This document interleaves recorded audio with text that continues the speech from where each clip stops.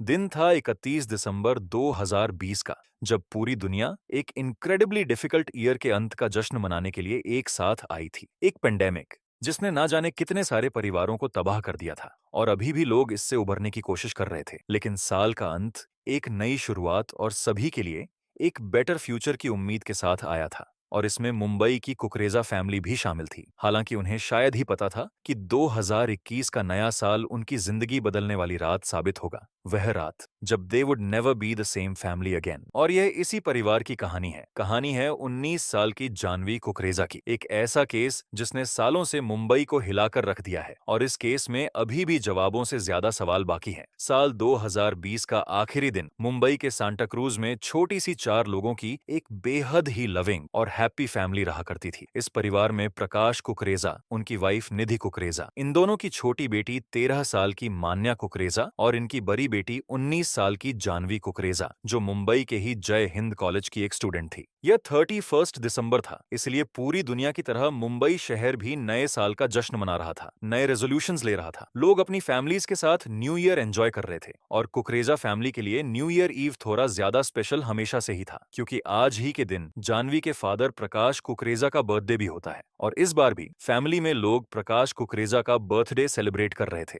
घर में सब खुश थे, पूरा घर फैमिली मेंबर्स और उनके दोस्तों की हंसी से गूंज रहा था। इस सेलिब्रेशन में उनके पड़ोसी पडलकर फैमिली भी शामिल थी। पडलकर और कुकरेजा फैमिली सालों से एक दूसरे के काफी क्लोज थे और इनके घर भी बिल्कुल आस-पास थे।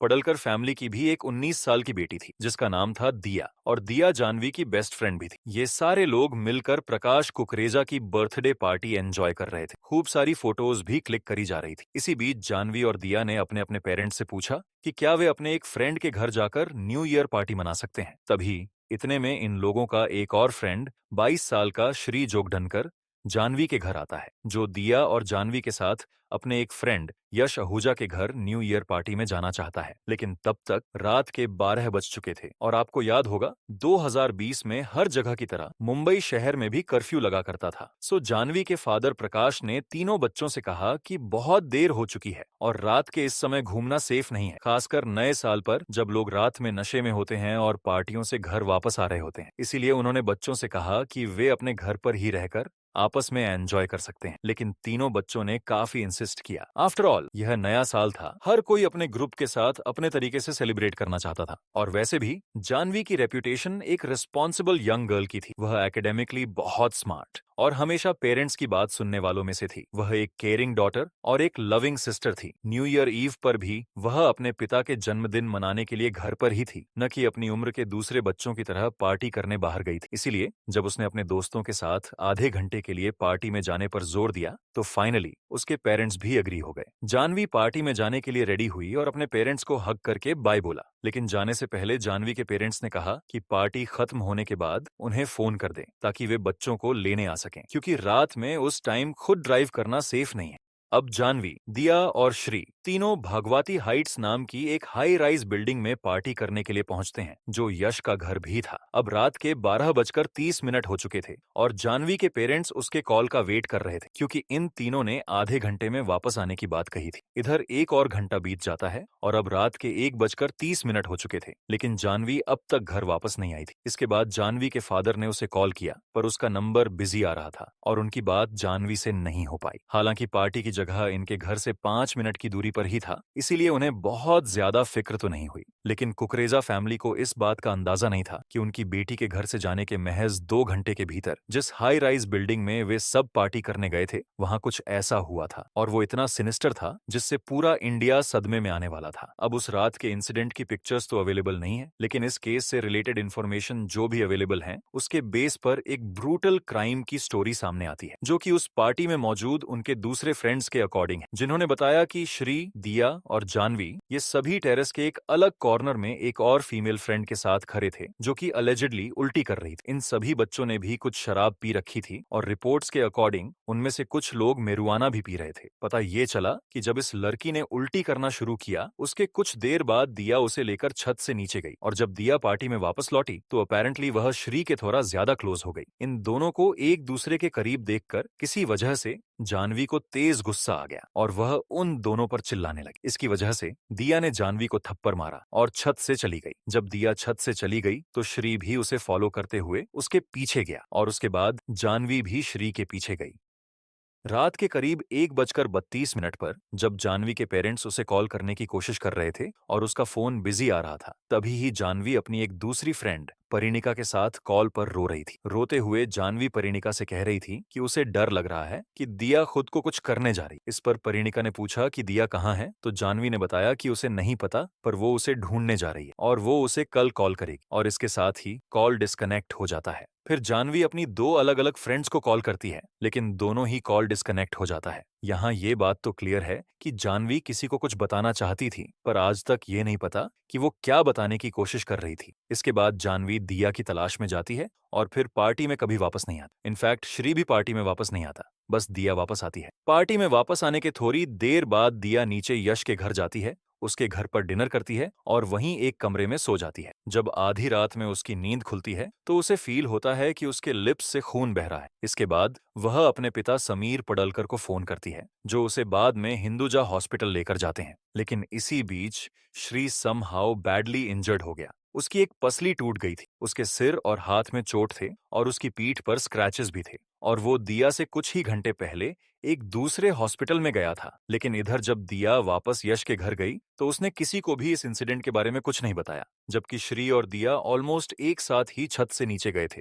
यश के घर जाने के बाद एलिजिडली दिया ने खाना खाया, बिस्तर पर गई और सो गई। किसी ने उससे नहीं पूछा कि जानवी या श्री कहाँ हैं। जब दिया के फादर अपनी बेटी को लगभग सुबह के 3 बजे हॉस्पिटल ले गए, तब उनके पास यश के पेरेंट्स का फोन आया और उन्होंने बताया कि उस बिल्डिंग के एक रेजिडेंट को खून से लथपथ जानवी की बॉडी फर्स्ट फ्लोर पर पड़ी मिली है। हालांकि यहाँ इस स्टोरी का एक डिफरेंट वर्जन भी है, जिसके अकॉर्डिंग दिया के पिता समीर पडलकर को जानवी की बॉडी फर्स्ट फ्लोर पर मिली थी, लेकिन उन्होंने उसे हॉस्पिटल नहीं ले जाने का फैसला किया, जबकि वो अपनी बेटी को हॉस्पिटल ले जा रहे थे। इसीलिए अगर आप जानवी की मॉम का कोई भी इंटरव्यू देखेंगे तो वो उन इंटरव्यूज में हमेशा पूछती हैं कि उनकी बेटी को कोई हॉस्पिटल क्यों नहीं ले गया, या फिर जानवी को किसी दूसरे हॉस्पिटल में क्यों ले जाया गया, सेम हॉस्पिटल में क्यों नहीं जिसमें दिया या फिर श्री को ले जाया गया था। अब यहाँ ये तो नहीं पता कि इनमें से कौन सी कहानी सही है, लेकिन हॉस्पिटल वाली डिटेल किसी के लिए भी थोड़ी स्ट्रेंज तो है, क्योंकि जब एक ही पार्टी में ये तीनों इंजर्ड हुए तो तीनों को एक ही जगह से अलग अलग हॉस्पिटल में क्यों ले जाया गया। यहाँ एक और अजीब बात यह भी है कि दिया को सुबह करीब 3 बजे हॉस्पिटल ले जाया गया था और जानवी को सुबह 5 बजे ले जाया गया, और उसके पेरेंट्स को सुबह 5:15 पर कॉल करके बताया गया कि जानवी का एक्सीडेंट हो गया। खैर, कॉल के बाद जानवी के माता पिता निधि और प्रकाश कुकरेजा के माइंड में यह आया कि शायद कोई छोटा सा एक्सीडेंट हुआ होगा, शायद जानवी नशे में कहीं गिर गई होगी और उसे चोट लग गई होगी। इस तरह की कई बातें दोनों के दिमाग में चल रही थी, लेकिन यहाँ कोई भी एक्सप्लेनेशन सच्चाई से ज्यादा डरावना नहीं था।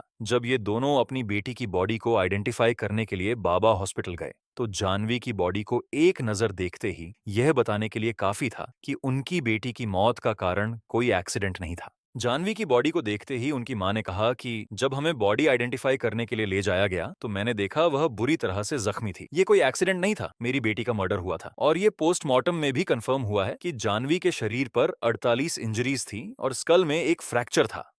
इन 48 चोटों में से कुछ उसके प्राइवेट पार्ट्स पर थी, लेकिन पोस्टमार्टम रिपोर्ट में सेक्सुअल असॉल्ट का कोई साइन नहीं मिला। लेकिन यह सिर्फ 48 चोटें और स्कल का फ्रैक्चर नहीं था। अपनी बेटी की बॉडी देखने के बाद दोनों क्राइम सीन पर गए जहां जानवी की बॉडी मिली थी। वहां उन्होंने देखा उस जगह पर काफी सारा ब्लड है। हालांकि जानवी की बॉडी तो फर्स्ट फ्लोर पर मिली थी, लेकिन पूरे 8 फ्लोर तक जाने वाली सीढ़ियों पर ब्लड ट्रेसेस थे। जानवी का एक जूता उसके बॉडी के पास फर्स्ट फ्लोर पर था, लेकिन दूसरा 8 फ्लोर पर मिला। उसने जो बैंगल्स पहन रखी थी, उसकी इयरिंग्स, उसका रबर बैंड सब सेकंड फ्लोर और 8 फ्लोर के बीच बिखरे हुए मिले। उसके बालों के बड़े बड़े चंक्स सीढ़ियों पर बिखरे हुए थे, जिससे पुलिस को विश्वास हो गया कि उसे उसके बालों से पकड़ खींचकर नीचे लाया गया था। उसकी स्कल फ्रैक्चर की वजह उन्हें लगता है कि जब उसे घसीटा जा रहा था तब उसके सिर को डिलिबरेटली काफी फोर्स के साथ दीवार पर पटका गया था और उसके सिर के पिछले हिस्से पर किसी नुकीली चीज से चोट भी लगी थी। क्राइम सीन को देखने के बाद किसी के मन में कोई डाउट नहीं था, ये एक हत्या थी। अब पुलिस को पता था कि अपनी इन्वेस्टिगेशन कहां से शुरू करनी है, इसीलिए उन्होंने पार्टी में मौजूद बच्चों से पूछताछ करने का फैसला किया, खासकर दिया और श्री से, जिन्हें उस रात सेम पार्टी में समहाउ चोटें आई थीं। लेकिन उन्होंने इस बारे में अब तक किसी को कुछ नहीं बताया था। अब इन लोगों से पूछताछ के बाद कुछ वियर्ड डिटेल्स सामने आते हैं, जिससे पुलिस और जानवी के माता पिता को श्री और दिया पर शक होने लगता है। जैसा कि घटना वाली रात दिया यश के घर में सोई थी और वो जिस बेड पर सोई थी उस बेड शीट पर ब्लड मिला था। जांच में पता चला कि कुछ ब्लड तो दिया के थे, पर कुछ ब्लड जानवी के ब्लड से मैच कर रहे थे। इधर श्री के मामले में भी कुछ ऐसा ही था। जब श्री के फादर उसे पिक करने आए थे, उससे पहले उसके दोस्तों ने श्री के कपड़ों पर भी ब्लड देखा था। अब जाहिर है कि श्री भी इंजर्ड हो गया था, लेकिन उसके कपड़ों पर लगे कुछ ब्लड भी जानवी के ब्लड से मेल खा रहे थे। अब इन दोनों ने मिलकर जानवी की हत्या की थी या नहीं, या फिर ये दोनों सर्टेनली वहां मौजूद थे जब उसकी हत्या की गई थी और ये दोनों किसी को पूरी कहानी नहीं बता रहे थे। सच्चाई चाहे जो भी रही हो, लेकिन 19 साल की दिया और 22 साल का श्री अब पुलिस के प्राइम सस्पेक्ट थे। और यहाँ सबसे अजीब बात यह है कि ये दोनों ही जानवी के क्लोजेस्ट फ्रेंड्स भी थे, जिनका एक दूसरे के घर पर आना जाना लगा ही रहता था। जब पुलिस ने पार्टी में मौजूद 70 लोगों से पूछताछ शुरू की, और इन 70 लोगों में बच्चे, बच्चों के पेरेंट्स, कुछ दोस्त और उस बिल्डिंग के रेजिडेंट्स शामिल थे, पर यहाँ भी किसी को कुछ भी पता नहीं था। हर किसी ने यही कहा कि उन्होंने कुछ भी नहीं सुना या देखा। उन लोगों के लिए उस रात कुछ भी सस्पिशियस नहीं था, एक नॉर्मल सी न्यू ईयर की रात थी। लेकिन आप सोच कर देखिए जानवी के पेरेंट्स की फ्रस्ट्रेशन जब आप उनके इंटरव्यूज देखेंगे, जिसमें वो पूछते हैं कि किसी ने उनकी बेटी को बिल्डिंग की सीढ़ियों पर बेरहमी से हत्या होते हुए कैसे नहीं देखा, या जब वो दर्द में चीखी होगी तो कैसे किसी ने कुछ नहीं सुना। और यहाँ बात यह भी है कि जिस रात ये घटना हुई वो न्यू ईयर की रात, जब ऑलमोस्ट हर कोई पार्टी कर रहा था, जगह था। तो जाहिर सी बात है कि कैसे किसी ने भी कुछ नहीं देखा जब एक फुली ग्रोन लड़की को 7 मंजिलों से नीचे तक स्टेयर से घसीटा जा रहा था, कैसे किसी ने कुछ नहीं सुना। खैर, पार्टी में सभी से पूछताछ की गई, लेकिन इसका कोई रिजल्ट नहीं निकला। इधर दिया और श्री लगातार यही कह रहे थे कि उन्हें नहीं पता कि उन्हें ये चोटें कैसे लगी। पर इवेंचुअली एक दिन श्री की कहानी बदल जाती है और वो पुलिस को बताता है कि इस घटना में एक और आदमी इन्वॉल्व था, जिसने उन तीनों पर उस रात अटैक किया था। लेकिन अचानक उसके बयान में आए चेंज से भी यह एक्सप्लेन नहीं हो पाया कि उसे और दिया को जानवी से पहले हॉस्पिटल क्यों ले जाया गया था। सिंस इस केस की इन्वेस्टिगेशन अभी भी चल रही है, इसलिए पुलिस ने बहुत कम जानकारी का खुलासा किया है और पब्लिक डोमेन में इस केस से रिलेटेड रीसेंट डेवलपमेंट्स की कम ही इंफॉर्मेशन अवेलेबल है। वैसे मर्डर के कुछ दिनों बाद से ही दिया और श्री पुलिस कस्टडी में हैं। अनफॉर्चुनेटली इस केस का कोई विटनेस नहीं है और सारे सबूत सर्कमस्टेंशियल हैं, पर बस डीएनए एविडेंस हैं जो कि दिया और श्री को क्राइम सीन से लिंक करता है। लेकिन इससे यह साबित नहीं होता कि उन्होंने उसे मारा है। जैसा कि ये दोनों इस घटना से क्लोजली एसोसिएटेड हैं, इसीलिए कोर्ट को लगता है कि यह रियल रिस्क है कि अगर वो उस रात पार्टी में मौजूद दूसरे बच्चों से बात करने की कोशिश करेंगे, जिससे ये इन्वेस्टिगेशन हैम्पर हो सकता है। इसीलिए ये दोनों सालों से पुलिस कस्टडी में है। हालांकि श्री ने कई बार अपनी बेल के लिए अप्लाई किया, लेकिन अदालत ने बार बार उसके बेल रिक्वेस्ट को रिजेक्ट कर दिया। इधर दिया की बेल रिक्वेस्ट कई रिजेक्शंस के बाद फाइनली एक्सेप्ट कर ली गई और वह जमानत पर जेल से बाहर भी रही। ऑन द अदर हैंड, दिया ने बेल मिलने के बाद एक बार जानवी के पेरेंट्स को एक इमोशनल ईमेल लिखा और इस मेल में उसने उसके पेरेंट्स को नहीं बल्कि जानवी को एड्रेस किया था। दिया के इस मेल में लिखा था, डियर जानवी, समझ में नहीं आ रहा है क्या करूं तेरे बिना। I can't breathe sometimes. I miss you so much. The world feels ugly without you. People are so ugly, sharpening their tongues on swords, saying the cruelest things. I would never hurt you, I love you so much. Every day my heart breaks a little more. I wish you were here. Life is hell without you. Everything is hell. आधी जान तो तेरे साथ चली गई. It hurts me. Pains me to think that people say that I hurt you, that it was my fault. I wouldn't even touch a hair on your head. You are so, so special to me, baby girl. Please tell me we're going to be okay. I don't feel okay without you. I would give you justice myself, but I'll never be given a chance. People spread lies, and no one wants to know what the truth is. A web of lies and games, and I'm stuck right in it. I'm so, so tired. I just want to hold your small hand and look at you and smile. I would give anything to hear your voice right now. What was you was me. What am I now? I want you to be happy wherever you are. एक दिन मिलेंगे मेरी जान. Remember, I love you always. दिया. Mail मिलने के बाद Kukreja family के लॉयर इस लेटर के अगेंस्ट स्ट्रांगली आगे आए और उन्होंने कहा कि ये दिया की चाल है इस इन्वेस्टिगेशन को इन्फ्लुएंस करके अपने लिए सिंपैथी लेने की। क्योंकि ये भी सोचने वाली बात है कि दिया का ये लेटर अपनी मरी हुई दोस्त जानवी के लिए था, लेकिन उसने भेजा था उसके पेरेंट्स को। उसे पता था कि उसके पेरेंट्स ही पढ़ेंगे इस लेटर को। इससे साफ था कि वो जानवी के माता-पिता को ये मैसेज कन्वे करना चाहती थी। हालांकि अपनी बेस्ट फ्रेंड को याद करके उसके लिए लेटर लिखना या अपनी फीलिंग शेयर करना कोई स्ट्रेंज चीज नहीं है। लोगों को याद आती है अपने लव्ड वंस की। पर यहां दिया, जिस पर उसकी फ्रेंड के मर्डर का ब्लेम है, और उसने ये लेटर जानवी के माता-पिता को भेजा, ये थोड़ा अजीब है। खैर, अभी भी जानवी के पेरेंट्स जस्टिस का वेट कर रहे हैं। वो हर हियरिंग में कोर्ट जाते हैं। जानवी की मां, जिन्होंने अपनी दूसरी बेटी की देखभाल करने और जानवी के न्याय की लड़ाई लड़ने के लिए अपनी नौकरी तक छोड़ दी। जानवी की पूरी फैमिली अभी भी इस सदमे से बाहर नहीं निकल पाई है।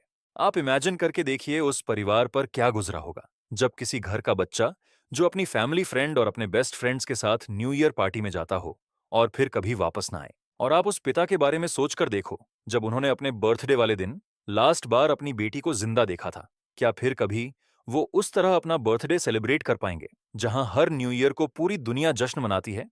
उस दिन उनकी बेटी को इतनी बुरी तरह से मार डाला गया। तो क्या कभी ये फैमिली न्यू ईयर पर खुश हो पाएगी? हर नए साल का दिन इनके जख्मों को और थोड़ा ताजा करेगा। वैसे इस मामले में अभी और भी सबूत, जानकारी और डिटेल सामने आना बाकी है, क्योंकि मुकदमा शुरू हो चुका है और दोनों पक्ष अपनी अपनी दलीलें देंगे। हालांकि सितंबर 2024 में इस केस को मिस्टीरियसली मुंबई के एक सेशन कोर्ट से दूसरे सेशन कोर्ट में ट्रांसफर कर दिया गया, और जानवी के लॉयर के अकॉर्डिंग वो इस मामले को ओरिजिनल कोर्ट में वापस लाने के लिए लड़ रहे हैं। लेकिन इस एडमिनिस्ट्रेटिव फाइट ने जस्टिस को रोक दिया है, और यह केस अभी भी वही ठप पड़ा है।